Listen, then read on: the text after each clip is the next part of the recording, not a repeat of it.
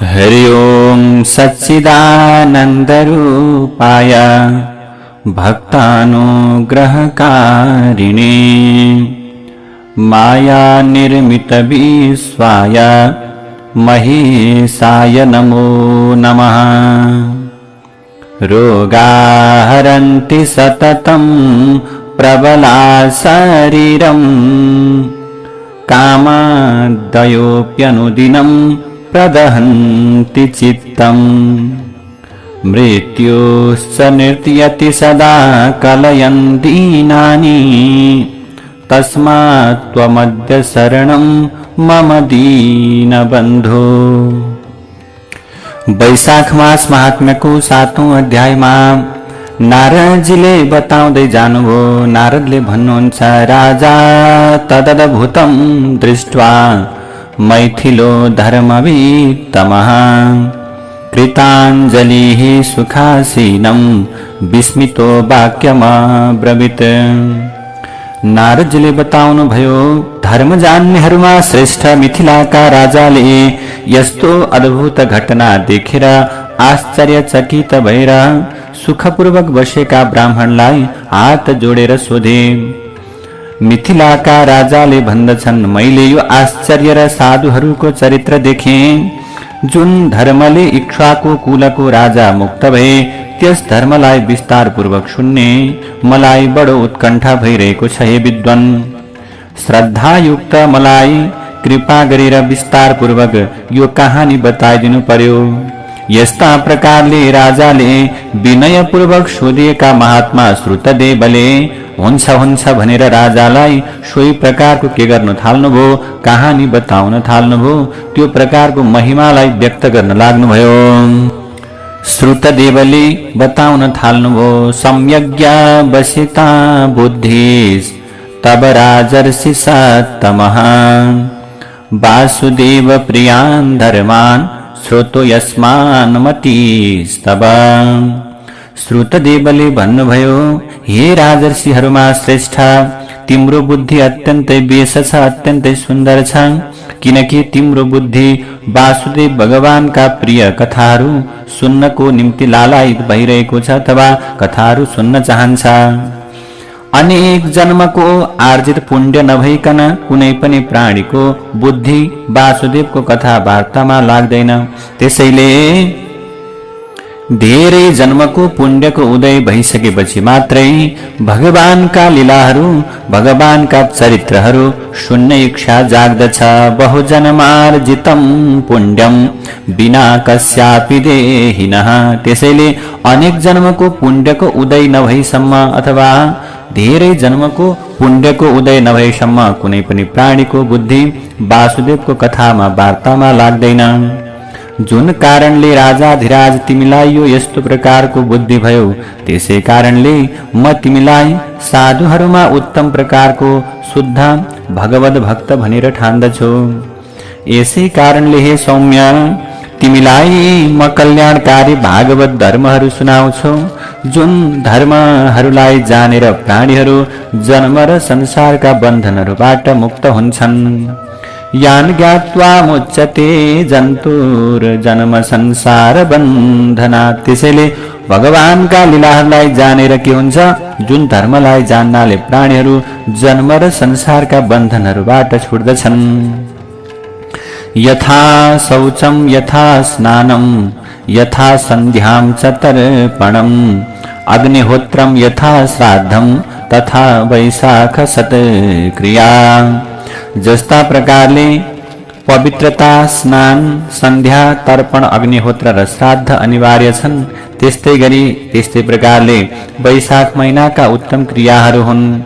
माधव भगवानको अत्यन्त प्रिय वैशाख महिनामा धर्म नगरी मानिस स्वर्ग जान सक्दैन। साराका सारा धर्म समूहहरूमा वैशाखको जस्तो धर्महरू कुनै पनि धर्म छैन। धेरै नै धर्महरू प्रजालाई आनन्द दिने जस्ता मात्र छन्, ती उपद्रवले नाश पनि हुन्छन्। यसमा कुनै विचार्ने कुरा नै छैन। वैशाखमा बताइएका धर्महरू गर्नका निम्ति पनि अत्यन्त सरल छन्, सहज छन्।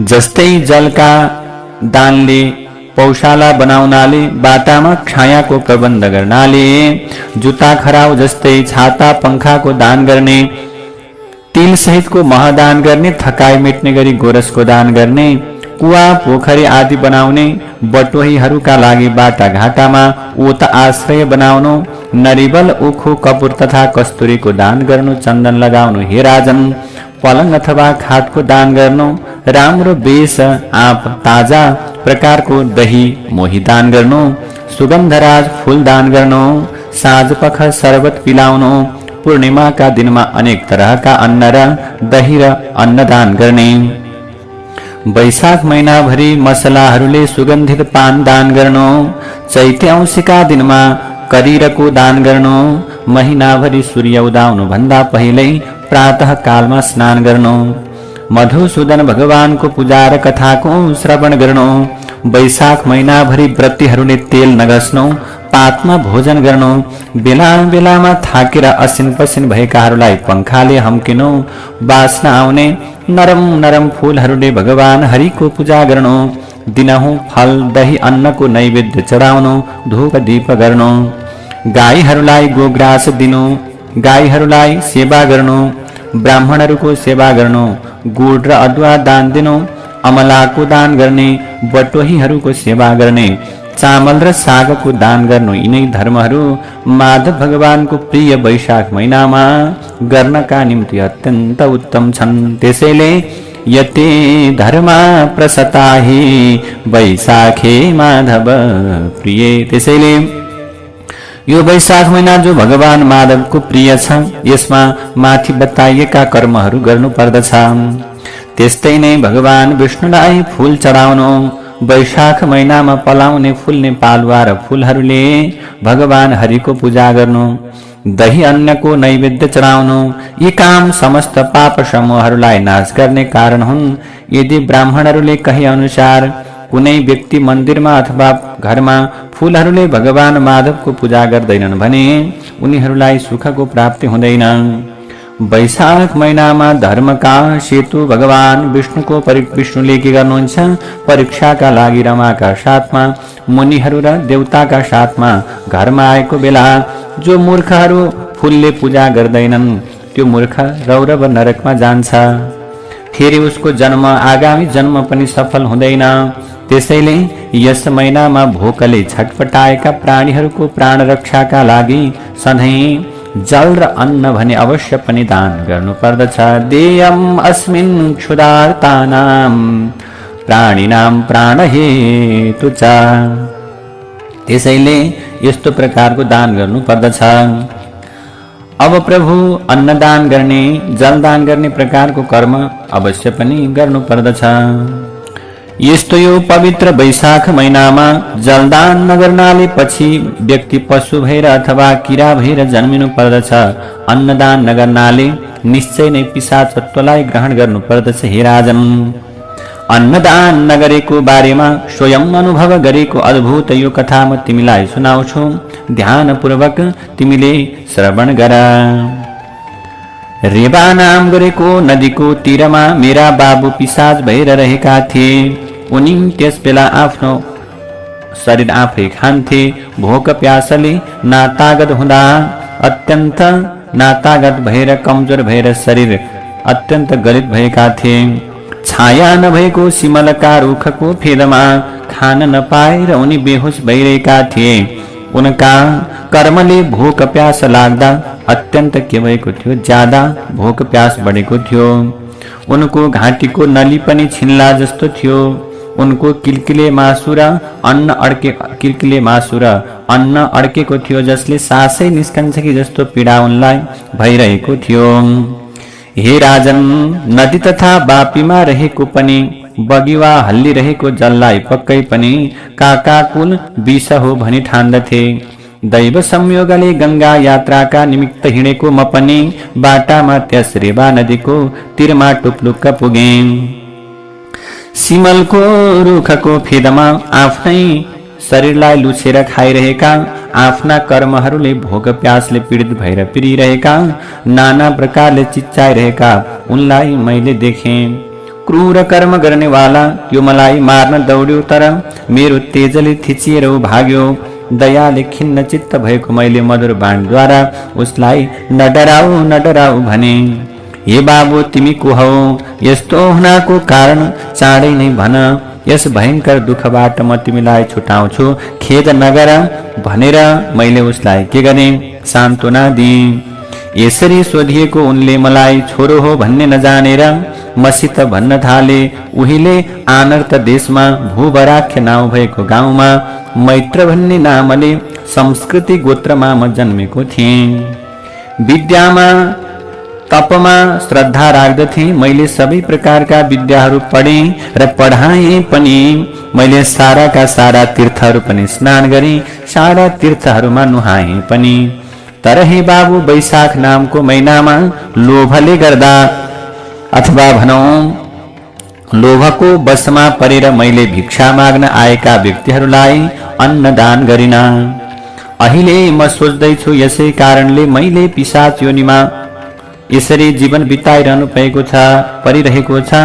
मेरो छोरालाई मेरो हालत सबै बताइदिएर कि तिम्रो बाबु वैशाखमा अन्नदान नगरेका हुनाले के हुनेछ भने त्यो प्रकारले पिशाच भएर जन्मेका छन् भनेर के गर्नु सुनाइदिनु।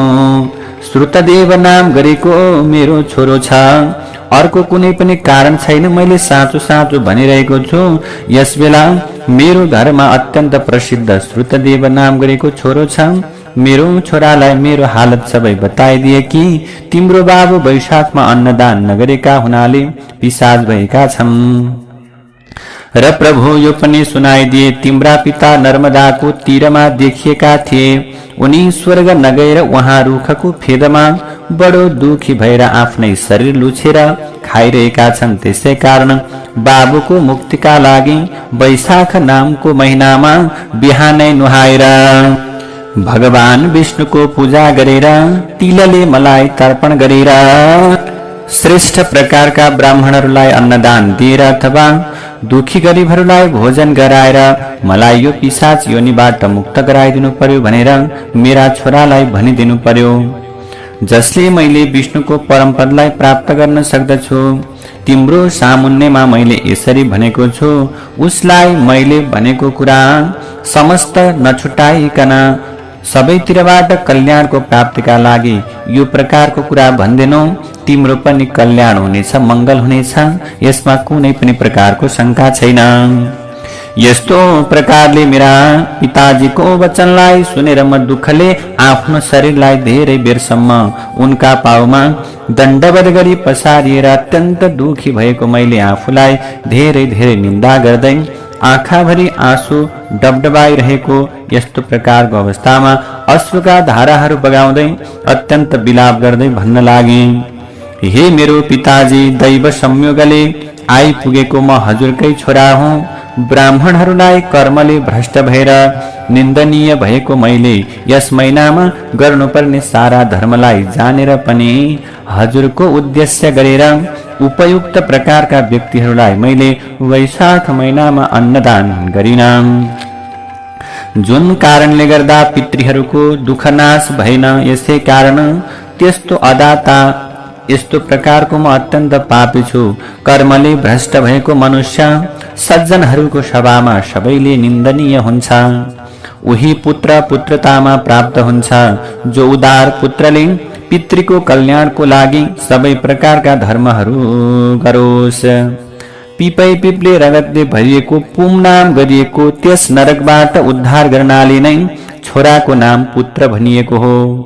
छोराले एकाएक भनेको यस्तो प्रकारको कुरालाई सुनेर प्रेमले भित्रैदेखि खुसी भएर त्यो प्रेतले आफ्नो छोरालाई भन्न लाग्यो, बाबु, गया यात्रा गरिसकेर चाँडै नै घरमा आएर मेषमा सूर्य रहेको वैशाख महिनाको प्राप्त भइसकेपछि स्नान गरेर विधिपूर्वक तर्पण गरेर भगवान विष्णुलाई अन्न अर्पण गरेर, हे बाबु, त्यो अन्न दुखी गरिबहरूलाई ब्राह्मणहरूलाई दान देऊ, जसको प्रभावले कुल सहित मेरो मुक्ति पनि हुनेछ। त्यसै कारण हे बाबु, चाँडै नै तिमी सुखपूर्वक घरमा जाऊ। यसरी बाबुले बताइएको त्यो प्रकारको कर्म गरेर मैले यात्रा गरिसकेपछि आफ्नो घरमा पुगेर वैशाख महिनामा अन्नको सुखपूर्वक दान गरे। तस्मान् मुक्तो मत्पितामां समेत्य भूयो भूयः कुर्वती क्षाम्पते माम्। यसरी हे राजन, त्यस अन्नदानको प्रतापले मुक्त भएका मेरा पिताजीले मलाई अङ्कमाल गरेर बारम्बार मलाई आशीर्वाद दिँदै मैले हेर्दा हेर्दै भगवान विष्णुको चिताइ नसक्नुको पाइ नसक्नुको अत्यन्त दुर्लभ प्रकारको त्यो लोक स्वर्गमा मेरा पिताजी जानुभयो। त्यसै कारणले के गर्नु पर्दछ भने वैशाख महिनामा अन्नदान गर्नु, पौशाला स्थापना गर्नु सबै शास्त्रमा प्रशंसा गरिएको छ। त्यसैले मैले तिमीलाई धर्मको सार रूप असल प्रकारको धर्म सुनाए। अब अरु तिमीलाई के प्रकारको सुन्ने इच्छा छ बताऊ भनेर यस्ता प्रकारले यी प्रकारका घटनाहरू बताउनु भयो। जय जय श्री स्कंद पुराणे वैशाख महात्म्ये नारदाम वरिष संवादे पिशाच मोक्ष प्राप्त नाम सप्तमोऽध्यायः। नारायण हरि हरि। श्री कृष्ण गोविंद हरि मुरारे, हे नाथ नारायण वासुदेवा। अनंत वैकुंठ मुकुंद कृष्ण गोविंद दामोदर माधवेति। भक्तवृन्द आउनुहोस्, अब हामी संस्कृत पाठलाई पनि श्रवण गरौं। ओम नमो भगवते वासुदेवाय। अथ सप्तमोऽध्यायः। नारद उवाच राजा तदद्भुतं दृष्ट्वा मैथिलो धर्मवित्तमः कृताञ्जलिः सुखासीनं विस्मितो वाक्यमब्रवीद। मैथिल उवाच दृष्टमेतन महाश्चर्यं साधूनां चरितं तथा येन धर्मेण भुक्तो भूद राजा चक्ष्वाकुनन्दनः। तं धर्म विस्तरेण एव श्रोतुं कौतूहलं हि मे मह्यं श्रद्धावते विद्वान् कृपया विस्तराद् वद। इति राजा सुसंपृष्ट श्रुतदेव महामनाः साधु साधु इति संभाष्य व्यजहार नृपोत्तमम्। श्रुतदेव उवाच सम्यक् व्यवसित बुद्धिस्तव राजर्षि सत्तम वासुदेव प्रियान् धर्मान् श्रोतुं यस्मान् मतिस्तव। बहुजन्मार्जितं पुण्यं विना कस्यापि देहिना वासुदेव कथालापे मति न वा नैवोपजायते। येन राजाधिराजाय जातेयं मतिरीदृशीं शुद्धं भागवतं मन्ये तेन त्वां साधु सत्तमम्। तस्मात् तुभ्यं ब्रुवे सौम्य धर्मान् भागवतान् शुभान् यान् ज्ञात्वा मुच्यते जन्तुर्जन्म संसार बन्धनात्। यथा शौचं यथा स्नानं यथा सन्ध्यां च तर्पणम् अग्निहोत्रं तथा श्राद्धं तथा वैशाख सत्क्रियाः। वैशाखे माधवे धर्मान् अकृत्वा नवभगो भवेद न वैशाख समो धर्मो धर्मजातेषु विद्यते। सन्तेव बहवो धर्माः प्रजारञ्जनरका इव उपद्रवैश्च लिप्स्यन्ते नात्र कार्या विचारणा। सुलभः सकला धर्मा कर्तुर्वैशाख चोदिता उदकुंभ प्रपादानं पथिक्षायासु निर्मितम्। उपानद पादुकादानं क्षत्रव्यजनयोस्तथा तिलयुक्तम् अदूर्दानं गोरसानां श्रमापहम्। वापी कूपतडागादिकर्णं पथिमाश्रमम् नारिकेले क्षुकर्पूर कस्तूरी दानमेव च। गन्धानुलेपनं शय्या खट्वादानं न भूपते तथा चूतफलं रम्यम् उर्वारुकरसायनं। दानं दमन पुष्पाणां तथा सायं कुणोदकं चित्राण्यन्नानि पूर्णायां दध्यन्न प्रत्यहं तथा। ताम्बूलस्य सदा दानं चैतरदर्शे शरीरकम् रवावनुदिने पूर्वः प्रातः स्नानं दिने दिने। मधुसूदन पूजा च कथाया श्रवणे तथा अभ्यङ्गवर्जनं चैव तथा वै पत्रभोजनं। मध्ये मध्ये श्रमार्तानां बीजनं व्यजनेन च सुगन्धैः कोमलैः पुष्पैः प्रत्यहं पूजनं हरे। फलं दध्यक्ष नैवेद्यं धूपं दीपौ दिने दिने। गोग्रासं वृषपत्नीनां द्विजपादावने जनं। गुडनागरदानं च धातृपिष्ट प्रदापनं पथिकानां प्रश्रयं च दानं तण्डुलशाकयोः यति धर्मा प्रसता हि वैशाखे माधवप्रिये तथा च विष्णु कुसुमापरणं हरे पूजा च कालोचितपल्लवाद्यै दध्यन्न नैवेद्यनिवेदनं च समस्तपापौघविनाशहेतुः नारीर्पुष्पैर्माधवं नार्चयेद्या द्विजाख्यातं मन्दिरे वा गृहे वा पुत्रं सौख्यं क्वापि नाप्नोति हन्ति चायुर्भर्तुर्स्वात्मनो वा महात्मन् रमा सहाये माधवे मासे विष्णु परीक्षायै धर्मसेतु प्रजानां गृहं याते मुनिभिर्देवतैश्च काले पुष्पैर्नार्चयेद् यस्तु मूढः स मूढात्मा रौरवं प्राप्य पश्चाद् यायाद् योनिं राक्षसीं पञ्चवारं जलं चान्नं सर्वदा देयमस्मिन् क्षुधार्तानां प्राणिनां प्राणहेतुः तिर्यक् जन्तुर्जायते वार्यदानान् दानात् जायते वै पिशाच अन्नादाने चानुभूतां गतां ते पक्षाम् एतात् मद्भुतां भूमिपाल रेवातीरे मत्प्रीता भूतपिशाच स्वमांसामा साक्षी श्रोत्रिसार भ्रान्तगात्र छायाहीने साल्मली वृक्षमूले यन्नाभावान् नष्टचैतन्य एषा सुदादृशा कर्मणा यस्य बन्हि सूक्ष्मं छिद्रं कण्ठनालस्य चाचद मांसं चान्नं कण्ठमध्ये निषण्णं कुर्यात् पीडा प्राणपर्यन्तमेव चलं दृष्ट्वा कालकूटप्रकल्पं कुल्या वापि संस्थमप्यङ्गनूनं तस्यास्तीरे चागतं दैवयोगात् गङ्गायात्रा कारणान् मार्गमध्ये दृष्टोद्भूतं शाल्मली वृक्षमूले कृत्वा भक्षयन्तं स्वमांसं क्रोशन्तं तं बहुधा शोच्यमानं क्षुधातृषा व्यथितं कर्मभिस्वै समां हन्तुं प्रादपत् क्रूरकर्मा मत्तेजसा निहतो दुद्रुवे च तं चाब्रूवं कृपया क्लिन्नचित्तो मा भैषीरीति लक्ष्मणया निगिरा च कस्त्वं तात ब्रूहि सद्योऽत्र हेतुं कृक्षात् अस्मादन्मोचये मा विसीद इत्युक्तो मां प्राह पुत्रत्वजानन् पुराणते भूवराख्ये च ग्रामे नाम्ना मैत्रसंकृतिर्गोत्रजोऽहं तपोविद्यादानयज्ञादिनिष्ठः मयाधिताध्यापिता सर्वविद्या कृतो मया सर्वतीर्थावगाः दत्तं दानं मासि वैशाखसङ्गे लोभाद्भिक्षा मात्रमप्यङ्गकाले साक्ष्यां ह्यहं प्राप्य पैशाच योनि नान्यो हेतु सत्यमेवोक्तमङ्ग पुत्रोऽधुना वर्तते मद्गृहे च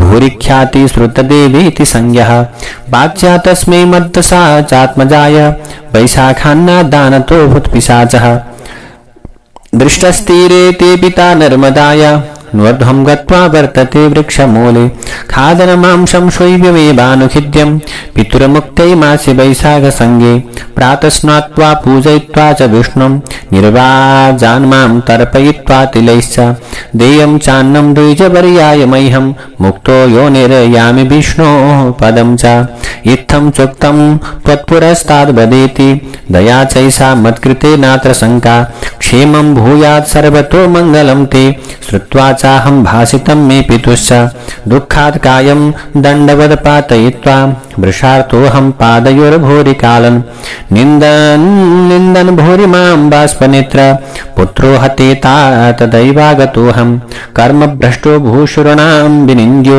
ज्ञात्वा धर्मान् सकलान् मासि चास्मिन् उद्दिश्य त्वां लोभते विप्रवर्ये दत्तं नान्नं वास वैशाखमासे नाभूत् यस्माद् क्लेशमोक्षपितॄणां सोऽहं पितृघ्नश्चाहमहातीव पापी कर्मभ्रष्ट सत्यसभायां विनिद्य सर्वे पुत्रतामेति कृत्वा काल्यान् धर्मान् पितृहेतोर्महात्मा नरकादस्मादुद्धरिद्यश्च नाम पुम् इत्याहो पूयसोणादिभाजं श्रुत्वा वाचं चात्मनेनाञ्जसोक्तां पुत्रं प्राह पितृष्टान्तरात्मा यात्रां कृत्वा शीघ्रमागत्य गेहम्